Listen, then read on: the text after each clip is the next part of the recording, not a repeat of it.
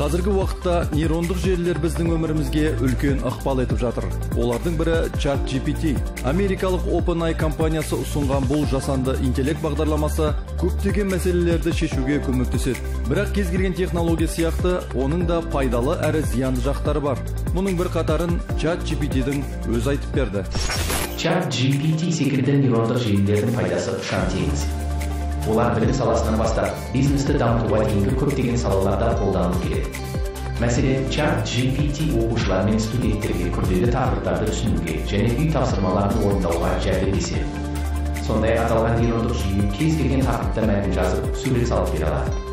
Болашақта ChatGPT медицина, ауыл шаруашылығы және өзге де ғылым салаларында кеңінен қолданылуы мүмкін. Алайда нейрондық желілердің зияны да бар. Атап айтар болсақ, жасанды интеллект адамгершілікке мағайға сәйкес келмейтін ақпараттарды шығаруы мүмкін. Сондай-ақ нейрондық желілер жұмыс істеу үшін үлкен көлемдегі деректерді жинайды, ал бұл жеке мәліметтердің ұрлануына немесе бұзылуына әкелуі ықтимал. Және автоматтандырылған жүйелер көптеген жұмыс орындарын алмастырып, жұмыссыздар саны артады деген қауіп бар. Нейрондық желілердің пайдасы мен зияны жөнінде ChatGPT-дің айтқан пікірі осындай болды. Ал бұл тақырыпта сіз не ойлайсыз?